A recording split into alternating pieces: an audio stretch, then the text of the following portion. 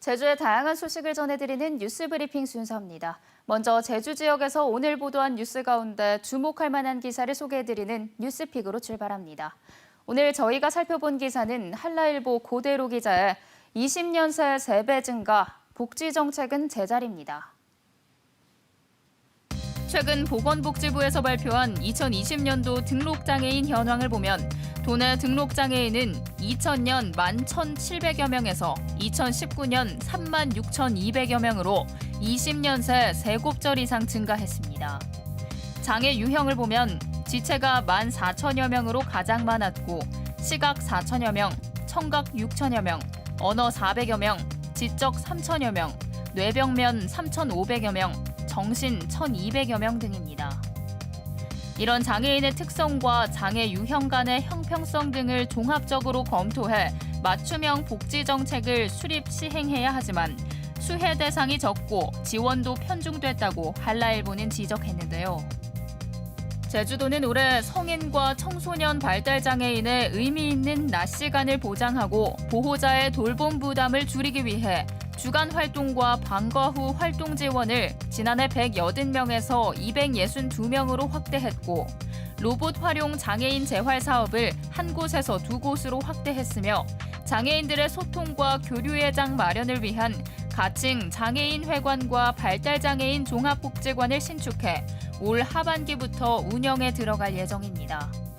중증장애인들이 자립하도록 도내 공공기관과 출자, 출연기관 내 공간을 활용하는 창업형 일자리 카페 설치는 한계를 보이고 있습니다. 도내 한 장애인 시설 종사자는 장애인 시설 종사자에 대한 혜택은 좀 나아진 것 같지만 장애인들에게 직접 돌아가는 수혜는 그리 나아진 것 같지 않다며 장애별 맞춤형 복지 정책을 수립해 시행해달라고 당부했다고 하는데요. 늘어나는 등록장애인 수에 비해 장애별 맞춤형 복지 정책은 한계를 보인다고 문제를 제기한 한라일보 고대로 기자의 보도를 오늘의 뉴스픽으로 전해드렸습니다. 도로를 걷다 보면 전선과 전화통신선 등이 거미줄처럼 얽혀있는 모습을 볼 수 있죠.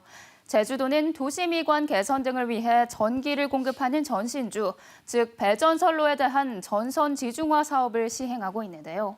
오늘 시사용어 사전에선 전선 지중화 사업에 대해 정리해드립니다. 전선 지중화 사업은 노선의 전선과 각종 통신선을 지하로 매설하는 건데요. 지방자치단체장으로부터 신청받은 한국전력공사가 산업통상자원부 고시에 따라 도로 폭과 지방 재정 등을 평가해 100점 만점에 40점 이상을 받은 노선을 대상으로 우선순위를 정합니다. 공사비는 지자체와 한전이 50%씩 부담합니다. 특히 태풍의 길목인 제주는 잦은 태풍과 강풍으로 정전사고 위험이 커 지중화 민원이 이어지고 있는데요. 제주시는 2007년부터 지난해까지 232억 원을 투자해 20개 노선 15.87km를 정비했고 올해엔 18억 원을 들여 10개 노선 10.1km를 대상으로 사업을 추진할 계획입니다. 서귀포시는 1997년부터 2006년까지 49.09km, 2007년부터 2019년까지 76억 원을 투자해 10개 노선 8.83km를 정비했고 지난해부터 올해까지 21억 9천여만 원을 들여 3개 노선 1.1km를 대상으로 사업을 추진하고 있습니다. 한국전력공사에 따르면 작년까지 도내 배전선로 지중화율은 20.22%입니다. 이처럼 제주 지역 지중화율이 낮은 이유는 이 사업을 신청하는 지자체가 많아 경쟁이 치열한 데다 예산 확보도 쉽지 않기 때문이라고 행정당국은 말하고 있습니다. 계속해서 주요 댄신입니다. 그동안 개발 중심의 개념이라고 평가받은 제주 국제자유도시를 국제도시로 수정하는 내용의 법률 개정이 추진됩니다. 국회 더불어민주당 위성곤 의원은 제주특별법에 명시된 제주국제자유도시를 국제도시로 바꾸고 목적 조항에 제주도민이 주체가 돼 향토 문화와 자연, 자원을 보전한다는 내용을 추가한 제주특별법 개정안을 대표 발의했습니다.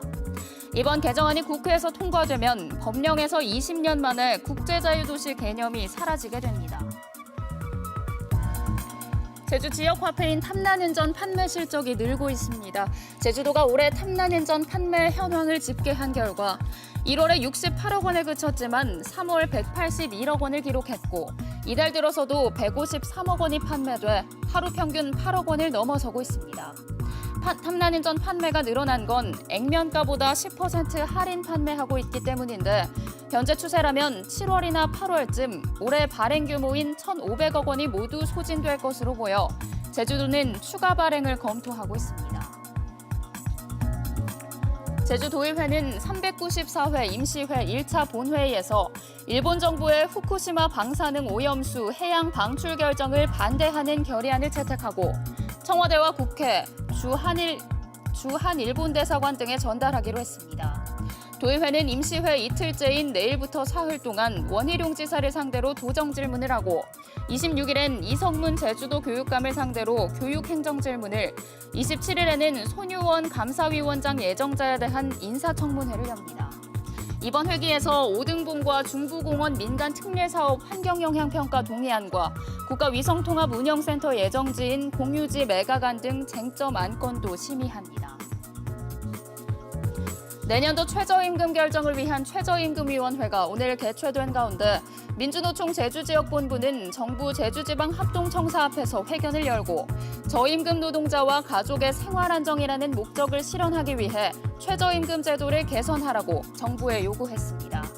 민주노총은 현행 최저임금 제도에 대해 수습기간을 예외로 하고 장애인과 가사노동자는 제도에서 배제해 입법 취지를 침해하고 있으며 최저임금위원회 구성 역시 사실상 정부가 추천한 공익위원 9명이 좌우하며 공정성을 훼손시키는 구조라고 비판했습니다. 제주지방검찰청은 제주 시내 모 어린이집에서 발생한 아동학대 사건과 관련해 교사 2명을 아동학대 처벌특례법 위반 혐의로 구속 기소했다고 밝혔습니다. 이들은 지난해 11월부터 넉 달 동안 어린이집에서 아이들을 상습학대한 혐의를 받고 있습니다. 경찰은 해당 어린이집에서 1살에서 5살 사이 원아 29명을 학대한 혐의로 원장 등 교사 10명을 입건해 3명을 구속하고 나머지 교사들도 수사가 마무리되는 대로 검찰에 넘길 계획입니다.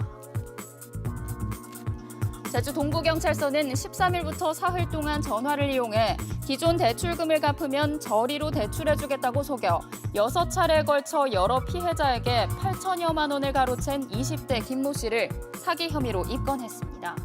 경찰은 김 씨에 대해 피해자 휴대전화에 해킹 앱까지 설치해 경찰 신고 사실을 미리 알고 도주했다며 구속 여부를 검토하고 디지털 포렌식 분석 등을 통해 윗선을 쫓고 있습니다. 지금까지 뉴스브리핑이었습니다.